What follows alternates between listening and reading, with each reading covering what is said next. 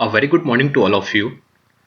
Today, this is my lecture third and discuss about the topic system of the forces.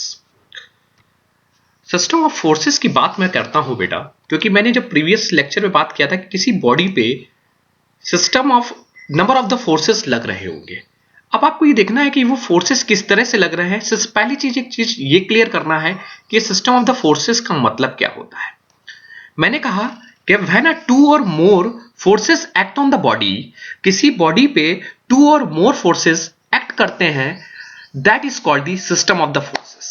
जब किसी body पे दो या दो से अधिक फोर्सेस उस बॉडी पे एक्ट करने लगते हैं, तब हम कहेंगे एक फोर्स का सिस्टम उसके ऊपर लग रहा है, that is known as the system of the forces. And different system of the forces हो गए। आप क्वेश्चन देखिए, अपने आपसे करिए तो आपको क्लियर हो जाएगा। आप फिगर मत देखिए, आपको ये क्लियर होगा कि वो जब दो से ज्यादा फोर्स लग रहा है, दो या दो से ज्यादा फोर्स लग रहा है, तो स्वाभाविक बात है कि दोनों फोर्स अलग मैग्नीट्यूड के भी हो सकते हैं, सेम मैग्नीट्यूड के हो सकते हैं। पहली चीज, उनका डायरेक्शन अलग हो सकता है, या तो उनका प्लेन अलग हो सकता है, या तो उनका लाइन में हो सकते हैं, या वो लाइन में नहीं हो सकते। देखिए, आप क्वेश्चन जब करेंगे तो आपको आंसर उसी तरीके से ये क्लासिफाइड हो जाएंगे। जैसे कैसे, मैं कहता हूं कि अब इस पहली फिगर को देखिए आप।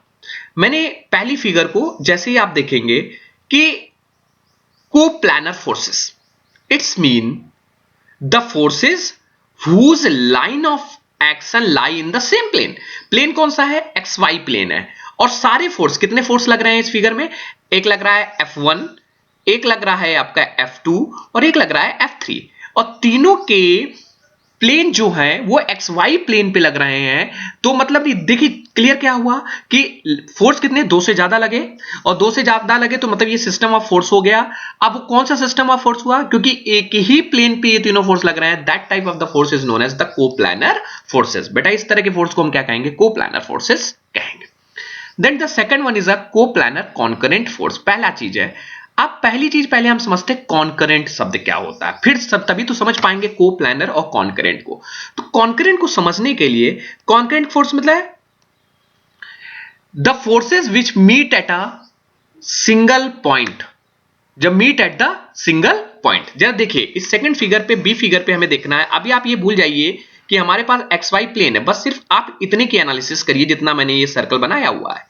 इसके तहत देखिए F1 बाहर की तरफ जा रहा है, F2 बाहर की तरफ जा रहा है, F3 इधर आ जाएगा, F3 ऐसे निकलेगा तो इस तरफ आ जाएगा, और F4 ऊपर जाएगा। आप देखिए इन सभी फोर्स की जो टेल है, टेल जो इनकी पूंछ है या इनका ओरिजिन जो है वो एक बिंदु से है। सिर्फ यहीं से देखिए F1 निकल रहा है, इसी से F3 निकल रहा है, इसी से F2 निकल रहा है, और इसी से F4 निकल रहा है। तो इस तरह के फोर्स जो एक ही meet at a one point, जहां पे एक ही बिंदु पे मिलते हैं, that type of the known as concurrent forces. वो क्या कहलाएंगे? Concurrent force. और शब्द क्या था मेरा?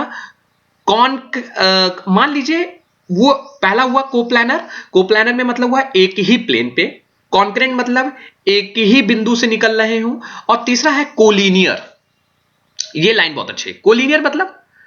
अब आप थर्ड फिगर को मेरे देखिए, आप कोलिनियर वर्ड को आप समझिएगा, कोलिनियर को वर्ड को मैं समझता हूं।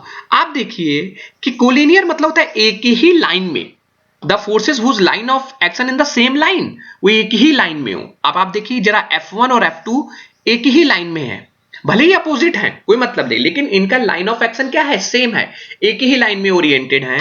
That type of the forces is known as the collinear forces. तो अभी हमें तीन तरह के फोर्स पता हुआ, coplanar forces, collinear forces and concurrent forces. जब एक प्लेन पे है that is known as coplanar, जब एक ही लाइन ऑफ एक्शन पे वो चल रहे हैं that is known as collinear, and that एक ही बिंदु से सारे फोर्स निकल रहे हैं that is known as the concurrent forces. अब मैं तीसरी बात करता हूं बेटा, कोप्लानर कॉन्करेंट। आप देखिए वर्ड को पकड़िए, यहां पे दो मिक्स इन कर दिया। कोप्लानर मतलब एक ही प्लेन पे, और कॉन्करेंट मतलब एक ही बिंदु से। तो देखिए सेकंड फिगर हमारा ये इंडिकेशन है, एक ही बिंदु से निकले it is known as concurrent, और हमारा एक ही प्लेन पे एक्स वाई प्लेन पे है that is known as the coplanar. Fifth one की हम बात करते हैं कोप्लानर नॉन कॉन्करेंट फोर्सेस।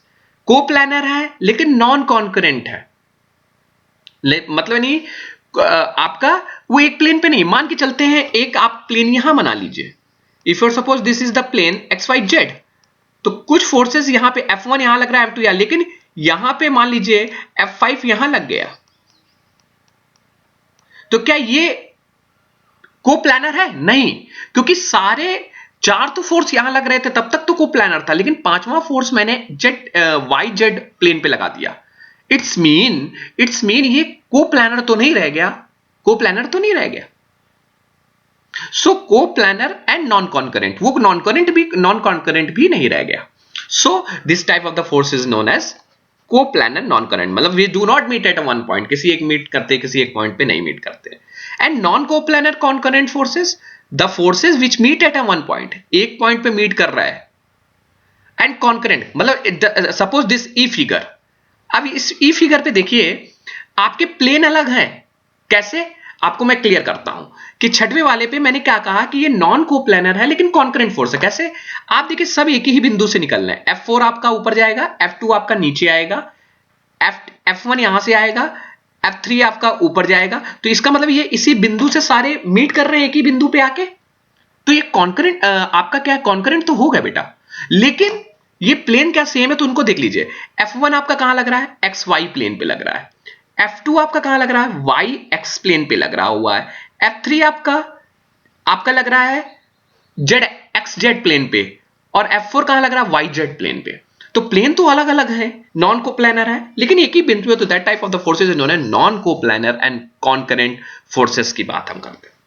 अब second one is non coplanar and non concurrent forces, मतलब नॉन कोप्लानर है, नॉन कॉन्करेंट फोर्स, ये मैंने डिस्कस आपको कर दिया था। थोड़ा सा और फिगर पे डिस्कस जैसे कर देते हैं कि पैरेलल फोर्सेस क्या होते हैं। जैसे this is called parallel forces.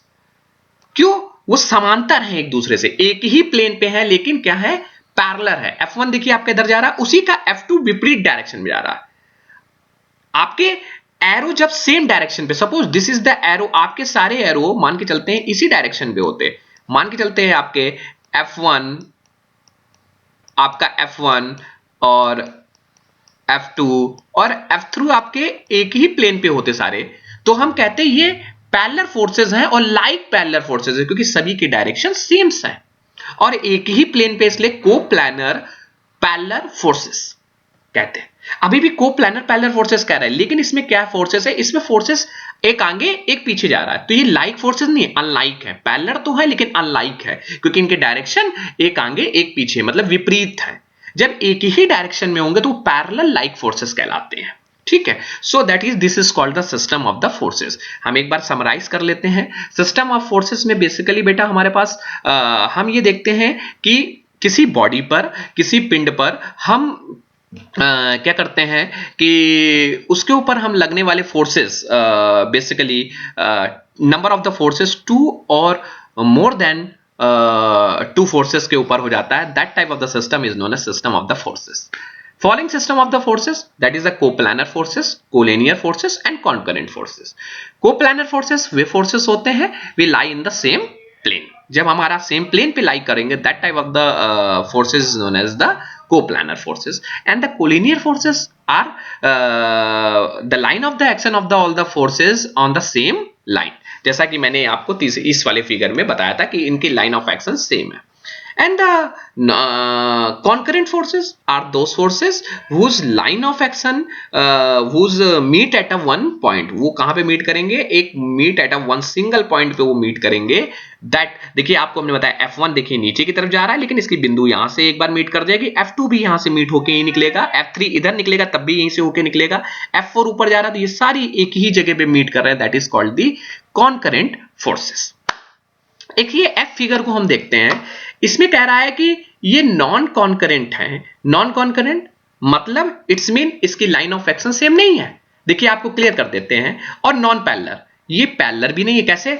आप देखिए इसमें F1 ऊपर की तरफ जा रहा है और F2 इधर जा रहा है, तो देखिए पहले ये तो चीज क्लियर हो गई, ये पैरेलल नहीं है, क्योंकि आप ये दो लाइनें पैरेलल नहीं कह सकते। आप इस तरह की, एक कोई F1 जा रहा है और आपका F2 इस तरह जा रहा है, ये आप मान के चलिए F2 जा रहा है और ये आपका F1 है, तो आप इसको पैरेलल नहीं कह सकते, क्योंकि समांतर नहीं है, इंटरसेक्ट कर रही हैं आपस में। तो पैरेलल तो फोर्सेस नहीं हुए, तो ये नॉन पैरेलल हो गए। अब हमें देखना है कि क्या नॉन कॉन्करेंट है। मतलब नॉन कॉन्करेंट मतलब ये एक पॉइंट पे नहीं मिलेंगे।